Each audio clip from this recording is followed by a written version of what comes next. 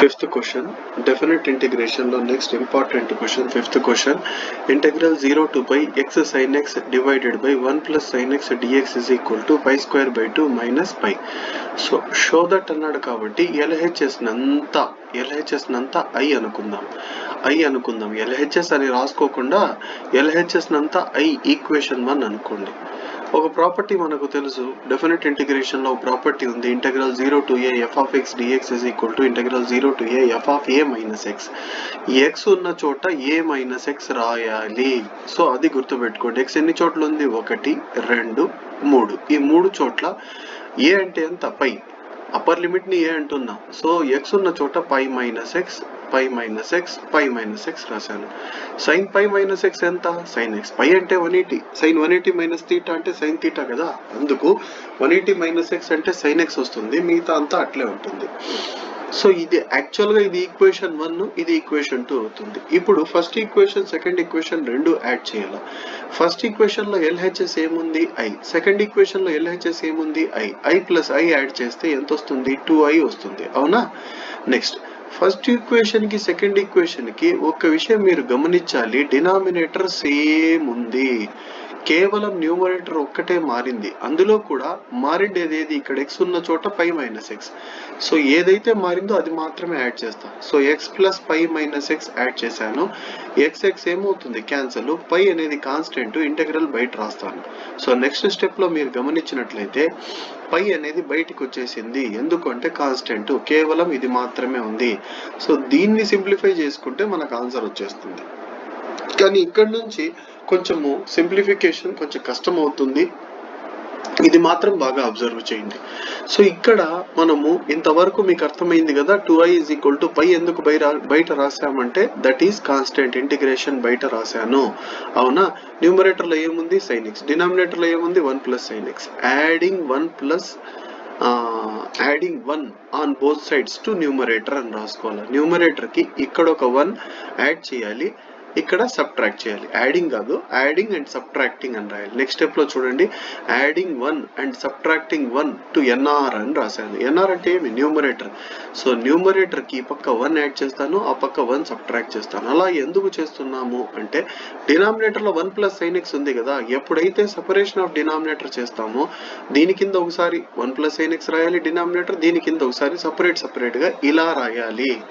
So ఈ process ఏమంటారంటే separation of denominator ఒకటేమ్మా ఏది? 1 ప్లస్ సైన్ ఎక్స్. దీని కింద ఒకసారి అలాగే 1 కింద ఒకసారి రాస్తే ఆ ప్రాసెస్ ఏమంటారంటే సపరేషన్ ఆఫ్ డినామినేటర్.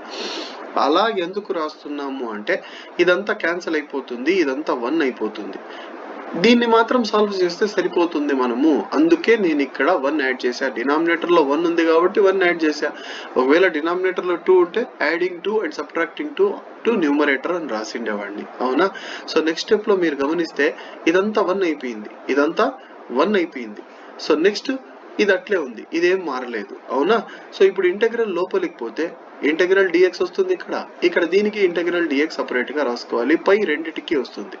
ఇప్పుడు పై కూడా బ్రాకెట్ లోపలికి పోతే ఈ 2 టర్మ్స్ కి సపరేట్ గా రాసుకోవాలి. ఇంటెగ్రల్ డిఎక్స్ అంటే ఎక్స్ కాబట్టి 0 to పై లిమిట్స్ రాసుకున్నాను, upper limit to lower limit రాసుకున్నాను. ఇక్కడ ఇది ఇట్లే స్టాప్ చేసేసినాను.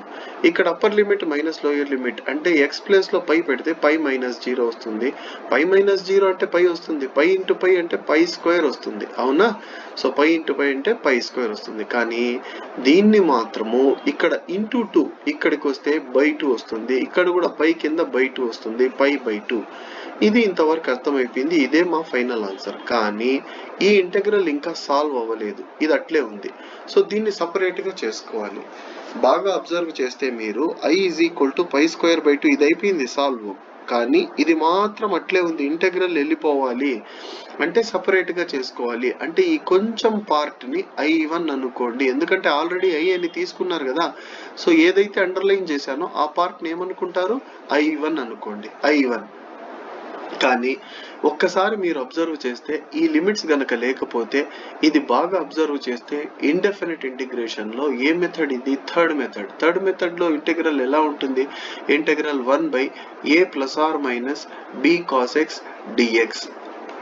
ఇంకో ఫామ్, థర్డ్ మెథడ్ లోనే ఇంకో form, integral 1/a + r - b sin x dx. అంటే ఈ ఫామ్ లో ఉంది, a వాల్యూ ఎంత 1, b వాల్యూ ఎంత 1.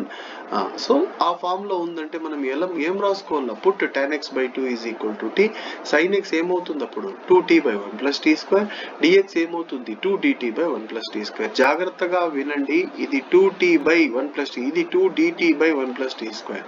సో ఆ విషయాలన్నీ మీరు గమనించాలా. సో ప్రాబ్లం లో x ఉన్న చోట అంతా t వస్తుంది, dx ఉన్న చోట dt.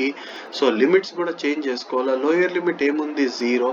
సో L అంటే లోయర్ లిమిట్ x = 0 ఇందులో సబ్స్టిట్యూట్ చేయాలా. So which implies t = tan 0/2. tan 0/2 అంటే 0/2 అంటే 0నే. tan 0 వాల్యూ ఎంత 0. సో x 0 అయితే t కూడా ఏమి 0 అంటే మారలేదు. అప్పర్ లిమిట్ చెక్ చేద్దాం. అప్పర్ లిమిట్ ఏముంది x = π, which implies t = tan x/2. x place లో పై పెడితే π/2. π/2 అంటే 90. tan 90 అంటే infinity. So upper limit infinity అయిపోయింది, పై ఏమైపోయింది ఇన్ఫినిటీ, 0 గానే ఉంది. సో నెక్స్ట్ స్టెప్ లో మీరు గమనించినట్లయితే లోయర్ లిమిట్ 0 గానే ఉంది, upper limit infinity. sin x place లో దాని వాల్యూ తెచ్చి రాశాను, dx ప్లేస్ లో దాని వాల్యూ రాశాను. ఇక్కడ సింప్లిఫికేషన్ చేసుకోవాలి. 1 + t² × 1 అంటే 1 + t². మొత్తానికి LCM ఏమవుతుందంటే 1 + t². ఎందుకంటే ఇది కింద నుంచి పోయి 1 ని మల్టిప్లై చేస్తే మొత్తానికి LCM 1 + t². ఈ కింద రాసుకోవాల్సినట్టు 1 + t² పైకి వెళ్ళిపోతుంది, అంతే కదమ్మా. నెక్స్ట్ స్టెప్ లో పైకి వచ్చేస్తుంది. 1 + t² ఏమవుతుంది క్యాన్సల్. మిగిలేది ఇక్కడ మీరు బాగా అబ్జర్వ్ చేస్తే ఇదంతా క్యాన్సల్ అయిపోతే 2 బయట రాసుకుంటాను. అంటే I1 = ఇంటెగ్రల్ 0 to ∞, 2 బయట రాసేసాను. 1/ ఫస్ట్ t² రాస్తాను, తర్వాత 2t రాస్తాను, తర్వాత +1 రాస్తాను dt. ఆర్డర్ ప్రకారం t² తర్వాత 2t వస్తుంది, 2t తర్వాత కాన్స్టెంట్ వస్తుంది 1, అవన్నీ రాసేసాను. రాసిన తర్వాత ఇక్కడ చాలా మంది కన్ఫ్యూజ్ అవుతారు. ఇదంతా ఏమీ లేదమ్మా, t+1² మీకు తెలుసో లేదో. t+1² అంటే ఏమి, a + b². a² అంటే t² +2ab, 2 × t × 1 2t +b² అంటే 1. అంటే ఇదంతా t+1² అయిపోతుంది. So which is equal to 2 integral 0 to ∞, 1/t+1² అని రాసి dt రాయాలి. కానీ మనకు ఒక ఫార్ములా ఉంది, ఇంటెగ్రల్ 1/x² dx అంటే -1/x + c. సో x అంటే t+1 కాబట్టి -1/t+1 అని రాయాలి. సో దీని మొత్తం వాల్యూ ఎంత అవుతుందంటే -1/t+1 అవుతుంది. ఈ మొత్తం ఇంటెగ్రల్ వాల్యూ -1/t+1. లిమిట్స్ కింద ఇక్కడ సబ్స్టిట్యూట్ చేయాలి 0 to ∞. కానీ మైనస్ నేను బయట రాసుకుంటాను, -2 ఇక్కడ ఉంటే చూడండి. సరే, ఇక్కడ కూడా మైనస్ బయట రాశాను. సో ఇక్కడ +2 ఉన్నది ఏమవుతుందంటే -2 అయిపోతుంది, లోపల నుంచి మైనస్ బయటికి వస్తుంది. 1/t+1 0 to ∞. First upper limit పెడతాను. t ప్లేస్ లో ఇన్ఫినిటీ పెడితే ఇన్ఫినిటీ +1 అంటే ఎంత 1/∞. సో ఇదేమవుతుందంటే 1/∞, -1/0 +1 అంటే ఎంత 1. 1/∞, 2/∞, 3/∞, ఇవన్నీ ఏమవుతాయి 1/∞ అంటే ఇట్ ఈస్ నథింగ్ బట్ 0 అని. 2/∞, 3 అవన్నీ 0. సో ఇదంతా 0 అయిపోతుంది. ఇది లోయర్ లిమిట్ ఏమవుతుందంటే 1. 0 - 1 అంటే -1 వస్తుంది. -1 × -2 అంటే +2. సో మొత్తం ఈ I1 వాల్యూ ఎంత అంటే +2 వచ్చింది. మనం తీసుకుపోయి I1 వాల్యూ ఇక్కడ సబ్స్టిట్యూట్ చేయాలి. మనం దేన్నైతే I1 అనుకున్నామో ఆ ప్లేస్ లో 2 సబ్స్టిట్యూట్ చేయాలి. దీని మొత్తం వాల్యూ, దీన్నంతా I1 అనుకున్నాం కదా, I1 ఎంత వచ్చింది 2 వచ్చింది. సో 3 ఇంప్లైస్ ఈక్వేషన్ లాస్ట్ లో చేయాల్సింది ఇది. I = π²/2 అలాగే ఉంటుంది, నో నీడ్ టు చేంజ్. -π/2 కూడా అలాగే ఉంటుంది. ఈ మొత్తం ఇంటెగ్రల్ వాల్యూ ఎంత సార్ అంటే ఇదంతా ఎంత 2 అవుతుంది. సో × 2 రాస్తాను. 2/2 వెళ్ళిపోతే π²/2 minus pi is the final answer. అవునా? సో ఇది ఫైనల్ ఆన్సర్. చూడండి లాస్ట్ లో మీరు గమనించినట్లయితే ఇది ఫైనల్ ఆన్సర్. 6th క్వశ్చన్ చూడండి. Show that integral 0 to π x/1 + sin x dx is equal to π. Show that అన్నారు కాబట్టి LHS అంతా I అనుకోండి, ఈక్వేషన్ 1 అవుతుంది. LHS అంతా I అనుకొని ఈక్వేషన్ 1. సేమ్ పైన యూజ్ చేసినటువంటి ప్రాపర్టీ యూజ్ చేయాలి. ప్రాపర్టీ అన్నా అనుకోండి, ఫార్ములా అన్నా అనుకోండి. Integral 0 to a f of x dx is equal to 0 to a f of a minus x dx. x ఉన్న చోట పై మైనస్ x, రెండు చోట్ల x ఉంది, ఈ రెండు చోట్ల పై మైనస్ x రాస్తాను. యాజ్ యూజువల్ మీకు తెలుసు sin 180 మైనస్ x అంటే sin x, పక్కన నేను రాస్తున్నాను ఫార్ములా. సో ఇదంతా sin x అయిపోతుంది. ఈక్వేషన్ 1 ఈక్వేషన్ 2, ఈ 2 ఈక్వేషన్స్ యాడ్ చేయాలి. మీరు బాగా అబ్జర్వ్ చేస్తే LHS లో i ప్లస్ i ఏమవుతుంది? 2i అయిపోతుంది. కేవలం ఏది డిఫరెంట్ గా ఉందో అది యాడ్ చేయాలి. ఇక్కడ న్యూమరేటర్ లో x ఉంది, ఇక్కడ పై మైనస్ x ఉంది, ఇవి రెండు యాడ్ చేయాలి. ఇంటెగ్రల్ 0 to π అలాగే ఉంటుంది. న్యూమరేటర్ లో x, ఇక్కడ పై మైనస్ x రెండు యాడ్ చేయాలి. చేసి డివైడెడ్ బై కింద ఎంత రాయాలి అంటే 1 + sin x రాసి dx రాయాలి.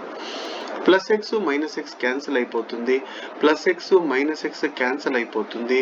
సో మిగిలేది పై బయటికి వచ్చేస్తుంది. Integral 0 to π 1/1 + sin x dx.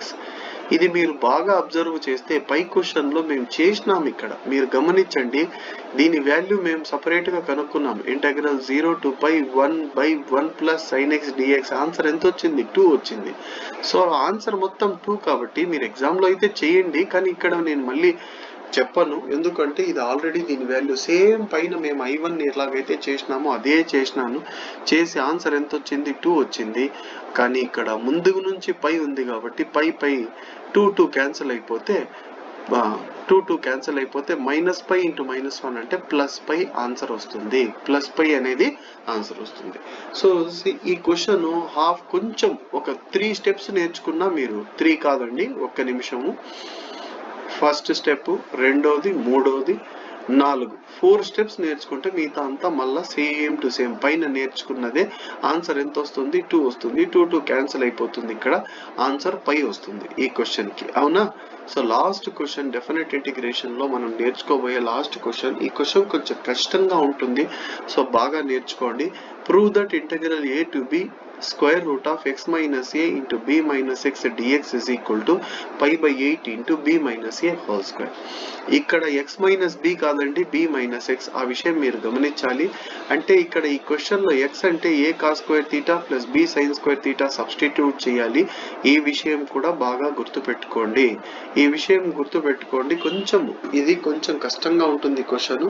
స్లోగా చెప్తాను, నేను ఇక్కడ చేసి చెప్తాను, మీకు బాగా అర్థమవుతుంది. ఇన్ కేస్ ఒకవేళ అర్థం కాకపోతే మళ్ళీ ఒకసారి వినండి, ఈజీగా అర్థమవుతుంది. సో ఫస్ట్ క్వశ్చన్ రాసుకోండి. Integral a to b square root of x minus a into x minus b కాదు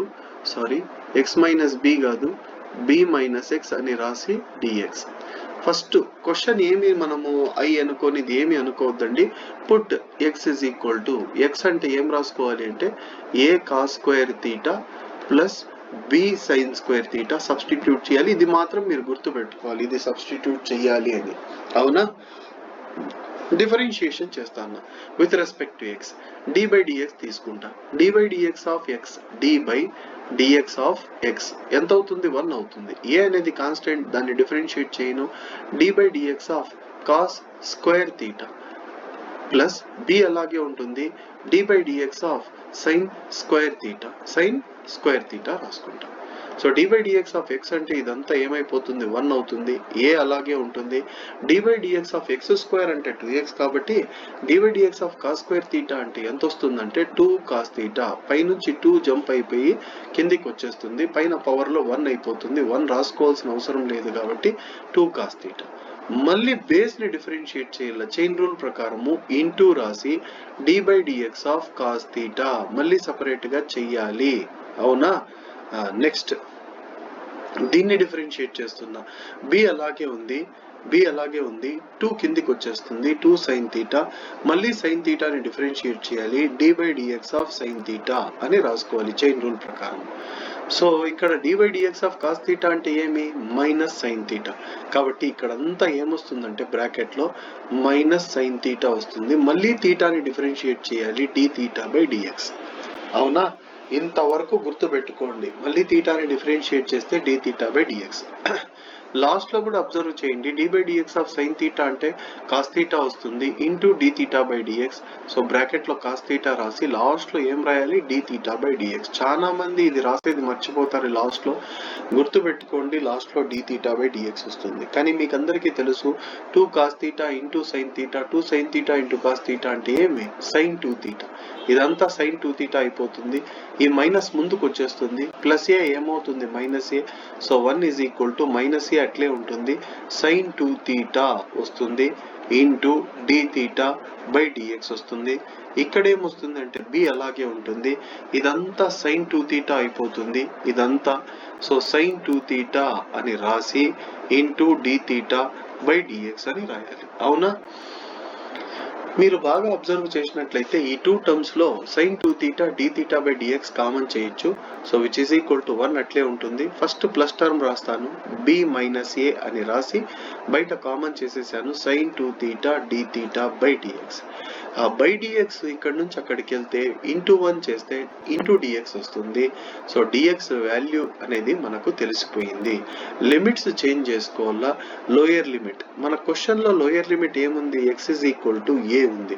ఇది దీంట్లో సబ్స్టిట్యూట్ చేయాలి. x అంటే ఏం తీసుకున్నాం, a cos square theta plus b sin square theta తీసుకున్నామా. సో ఇక్కడ x ప్లేస్ లో ఎంత పెట్టాలి, a సబ్స్టిట్యూట్ చేయాలి. ఈ a cos స్క్వేర్ థీటా ఈ పక్క వస్తుంది, అంటే ఇదేమవుతుందంటే a minus a cos square theta అవుతుంది is equal to b sin square theta right hand side లోనే ఉంటుంది. ఈ రెండిట్లో ఏ కామన్ చేసేస్తాను, కామన్ చేస్తే a into 1 minus cos square theta 1 minus cos square theta అంటే సైన్ స్క్వేర్ థీటా వస్తుంది. So ఇక్కడ ఏమొస్తుందంటే a into sine square theta అవుతుంది. ఇప్పుడు ఈ టర్మ్ లోపలికి వస్తే a minus b sine square theta అవుతుంది. a sign square theta minus b sine square theta equal to 0. అంటే ఇది లోపలికి వచ్చేస్తే ఇక్కడ ఏమొస్తుంది మైనస్ వస్తుంది. బయట ఏం రాసుకోవచ్చు 0 రాసుకోవచ్చు. ఈ రెండిట్లో సైన్ స్క్వేర్ థీటా కామన్ చేసేస్తే a minus b into sine square theta is equal to ఎంత 0. a మైనస్ b ఆ సైడ్కి పోతే 0 బై a మైనస్ b అంటే 0 అయిపోతుంది. ఈ స్క్వేర్ ఆపకపోతే రూట్ 0 అంటే 0 వస్తుంది. సైన్ యొక్క ఏ వాల్యూ 0 అంటే సైన్ 0 అంటే 0. సో థీటా వాల్యూ ఎంత అంటే 0 డిగ్రీస్. థీటా ఎంత 0 డిగ్రీస్. 0 అని రాసుకోండి, డిగ్రీస్ ఏమీ అవసరం లే. So x equal to a అయితే థీటా ఏమవుతుంది 0. ఎందుకంటే ప్రాబ్లంలో ఎక్కడ x అనేది ఇక కనిపించదు, అందుకే లిమిట్స్ కూడా x లిమిట్స్ థీటాలోకి మార్చుకోవాలా. అలాగే x అప్పర్ లిమిట్ చెక్ చేసుకోండి. అప్పర్ లిమిట్ ఏమి, అప్పర్ లిమిట్ ఏముంది, x is equal to b ఉంది. So x is equal to b substitute చేస్తే ఈసారి ఈ టర్మ్ లోపలికి వస్తుంది. ఏ టర్మ్, ఈ term b sine square theta ఈ పక్క తెచ్చుకోవాలి. ఆ పక్క వస్తే ఏమవుతుంది b minus b sine square theta. So is equal to ఆ పక్క ఏముంటుంది a కాస్ స్క్వేర్ థీటా. దీన్ని ఏమి డిస్టర్బ్ చేయలేదు. ఈ రెండిట్లో b కామన్ చేసేస్తాను, చేస్తే b బయటికి వచ్చేస్తుంది. 1 మైనస్ సైన్ స్క్వేర్ థీటా అంటే ఏమవుతుంది కాస్ స్క్వేర్ థీటా. సో ఇదంతా b కాస్ స్క్వేర్ థీటా అయిపోతుంది. బయట ఉన్న a కాస్ స్క్వేర్ థీటా లోపలికి వస్తుంది. Minus a cos square theta is equal to ఎంత 0. ఈ రెండిట్లో మనం కాస్ స్క్వేర్ థీటా కామన్ చేసేస్తే ఫైనల్ గా మనకి ఇక్కడ ఏమొస్తుందంటే b minus a into cos square theta is equal to 0. ఈ b మైనస్ a అక్కడికి పోతే 0ని డివైడ్ చేస్తుంది. 0 బై b మైనస్ a అంటే 0 అయిపోతుంది. స్క్వేర్ అక్కడికి పోతే రూట్ 0 అంటే 0 వస్తుంది. So cos theta is equal to 0 వస్తుంది. కాస్ యొక్క ఏ వాల్యూ 0, కాస్ 90 అంటే ఎంత π/2. సో థీటా వాల్యూ ఎంత అంటే π/2. సరేనా. So x equal to a lower limit ఏమవుతుంది 0 అవుతుంది. సో గుర్తు పెట్టుకోండి, లిమిట్స్ చేంజ్ అయిపోయినాయి. లోయర్ లిమిట్ ఏమైపోయింది, ఇంతకుముందు మన క్వశ్చన్ లో ఏమి ఇచ్చినారు, lower limit x is equal to a, theta ఏమైపోయింది 0 అయిపోయింది. అప్పర్ లిమిట్ క్వశ్చన్ లో ఏమి ఇచ్చినారు x is equal to b, theta ఏమైపోయింది, థీటా ఈజ్ ఈక్వల్ టు π/2 అంటే 90 అయిపోయింది. So i is equal to question ఇప్పుడు స్టార్ట్ చేద్దాం. క్వశ్చన్ లో LHS ని i అనుకున్నాను, క్వశ్చన్ లో దీన్ని LHS ని I అనుకున్నాను, దీన్నంతా I అనుకున్నాను. So I is equal to బాగా అబ్జర్వ్ చేయండి, integral A to B. A అంటే ఎంత? Lower limit. A ఏంగా మారుతోంది? 0గా. So theta equal to 0. B ఏంగా మారుతోంది? π/2 square root of x minus A. x అంటే గుర్తు పెట్టుకోండి, A cos square theta plus B sine square theta minus A, x minus A into B minus X. x minus B కాదు, B minus X. B minus X అంటే ఏమి? B minus X అంటే ఏమి? A cos square theta, ఇక్కడ ఏమొస్తుంది? Minus B sine square theta, B sine square theta వస్తుంది. And ఇక్కడ ఏంటి? D తీటా, ఇక్కడేంటి? D theta. అర్థమవుతుందా? సో ఇక్కడ ఈ రెండిట్లో ఏం కామన్ చేయాలి అంటే, ఎక్స్ ఉన్న చోటంతా ఇది సబ్స్టిట్యూట్ చేశాను, A cos square theta plus B. మరి ఇక్కడ ఎందుకు మైనస్ వచ్చిందంటే, అక్కడ B మైనస్ X కాబట్టి అది మైనస్ అయిపోయింది. సో ఈ రెండిట్లో మనము ఏం కామన్ చేయొచ్చు? Minus A. ఈ రెండిట్లో ఏం కామన్ చేయొచ్చు? B కామన్ చేయొచ్చు. సో నెక్స్ట్ స్టెప్ లో మీరు అబ్జర్వ్ చేసినట్లయితే I is equal to integral 0 to π/2 అలాగే ఉంటుంది, స్క్వేర్ రూట్ ఆఫ్ ఈ రెండిట్లో ఏ కామన్ చేస్తే ఇక్కడ ఏ బయటికి వచ్చేస్తే మైనస్ ఏ కామన్ చేయాలి. సో మైనస్ ఏ కామన్ చేస్తే ఎంత అవుతుంది? 1 మైనస్ కాస్ స్క్వేర్ తీటా అవుతుంది. ఇక్కడ మైనస్ ఏ వెళ్ళిపోతే ఇది ప్లస్ టర్మ్ ఏమవుతుంది? మైనస్ ఏ కామన్ వెళ్ళిపోతే ఇది +1 అయిపోతుంది. Plus B sine square theta plus B sine square theta, అది అలాగే వస్తుంది. మరి ఇక్కడ ఏమి వస్తుంది అంటే, బాగా అబ్జర్వ్ చేయండి, ఈ రెండిట్లో B కామన్ చేయాలి, ఈ రెండిట్లో B కామన్ చేయాలి. B కామన్ చేస్తే 1 మైనస్ సైన్ స్క్వేర్ తీటా వస్తుంది, minus A cos square theta రాసి బ్రాకెట్ క్లోజ్ చేసి బయట 3 theta. 1 minus cos square theta ఏమవుతుంది? Sine square theta. మరి ఇదేమవుతుంది? Cos square theta. ఇక్కడ చేస్తున్నాను చూడండి, అబ్జర్వ్ చేయండి. సో మీరు బాగా అబ్జర్వ్ చేస్తే ఇదంతా సైన్ స్క్వేర్ తీటా అవుతుంది, ఇదంతా కాస్ స్క్వేర్ తీటా అవుతుంది. మరి ఈ రెండిట్లో సైన్ స్క్వేర్ తీటా కామన్ చేయాలి, ఈ రెండిట్లో కాస్ స్క్వేర్ తీటా కామన్ చేయాలి. ఎన్ని B మైనస్ ఏలు ఉన్నాయి? 2 ఉన్నాయి. ఎన్ని సైన్ స్క్వేర్ తీటాలు? 2 ఉన్నాయి. కాస్ స్క్వేర్ తీటా అంటే ఇక్కడ కూడా 2 ఉన్నాయి. అన్నిట్లో స్క్వేర్ కామన్ చేసేస్తాను, అందుకే ఇక్కడ హోల్ స్క్వేర్ అని రాశాను. ఈ రెండిట్లో కూడా హోల్ స్క్వేర్ వస్తుంది, ఇక్కడ స్క్వేర్ ఉంది, ఇక్కడ స్క్వేర్ ఉంది, అన్నిట్లో స్క్వేర్ కామన్ చేసేసిన తర్వాత అండ్ మోస్ట్ ఇంపార్టెంట్ థింగ్ చెప్పేది మర్చిపోయినా, లాస్ట్ లో dx అంటే ఏం రాసుకోవాలి? B మైనస్ ఏ సైన్ 2 తీటా. మేము ఇక్కడ రాసినట్టుగా లేదు, చూద్దాము. రాయలేదు. సో చూసుకోండి, డైరెక్ట్ గా d తీటా రాసేసినాము. d తీటా కాదు, యాక్చువల్ గా ఇక్కడ ఏం రాయాలా? dx అంటే B మైనస్ ఏ సైన్ 2 తీటా d తీటా రాయాలి, అది మర్చిపోయినాము. సో ఆ విషయం మీరు అక్కడ గమనించగలుగుతారు. సో ఇక్కడ B మైనస్ ఏ సైన్ 2 తీటా d తీటా అంతా రాయాలి. B మైనస్ ఏ బయటికి వచ్చేస్తుంది. అండ్ ఇక్కడ మీరు అబ్జర్వ్ చేస్తే ఇక్కడ సైన్ 2 తీటా అంటే 2 సైన్ తీటా కాస్ తీటా వస్తుంది. ఇక్కడ స్క్వేర్ రూట్ వెళ్ళిపోతే కేవలం ఇది మాత్రమే వస్తుంది. కానీ ఇక్కడ ఒక B మైనస్ ఏ, ఇక్కడ ఒక B minus A, 2 B minus ఏలు మల్టిప్లై చేస్తే B minus A whole square వస్తుంది. 2 అనేది మేము ముందుకు రాసుకోవచ్చు. ముందుకు రాసుకొని sine theta into sine theta అంటే sine square theta into cos square theta d తీటాగా రాసుకొని 0 to π/2 దీన్ని మాత్రము ఈ ఫార్ములా యూజ్ చేయాలి. వాల్యూస్ ఫార్ములా అంటారు దీన్ని. ఇందులో m ఎంత? 2. ఇందులో n ఎంత? 2. ఆ m ప్లేస్ లో n ప్లేస్ లో 2 సబ్స్టిట్యూట్ చేయాలి. చేయాల్సిన అవసరం లేదు, ఈ ఫార్ములా యూజ్ చేయాలి. m అంటే ఎంత? 2 కాబట్టి m మైనస్ 1. m మైనస్ 1 అంటే ఏమొస్తుంది? 1 వస్తుంది. 2 కానీ 1 కానీ వస్తే స్టాప్ చేసేయాలి. ఇక్కడ n వాల్యూ 2, 2 మైనస్ 1 అంటే 1, 2 కానీ 1 కానీ వస్తే స్టాప్ చేసేయాలి. మరి డినామినేటర్ లో m ప్లస్ n, 2 ప్లస్ 2 అంటే ఎంత? 4. సో ఇక్కడ 4 అవుతుంది. 4 లో 2 పోతే ఎంత? 2 వస్తుంది. 2 కానీ 1 కానీ వస్తే స్టాప్ చేసేయాలి. అందుకే మొత్తం ఆన్సర్ అంతా ఇంతే వస్తుంది. ఆల్ఫా వాల్యూ π/2 ఎందుకు అంటే, బోత్ m n రెండు ఈవెన్ వాల్యూస్ కాబట్టి, ఈవెన్ నంబర్స్ కాబట్టి ఆల్ఫా అంటే π/2. సో ఇక్కడ ఒక 2, ఇక్కడ ఒక 2 ఏమవుతుంది? క్యాన్సల్. π/8. 4 2 జర్ ఎంత? 8 అవుతుంది. B minus A whole square, that is your RHS. ఇది ఫైనల్ ఆన్సర్. ఓకే.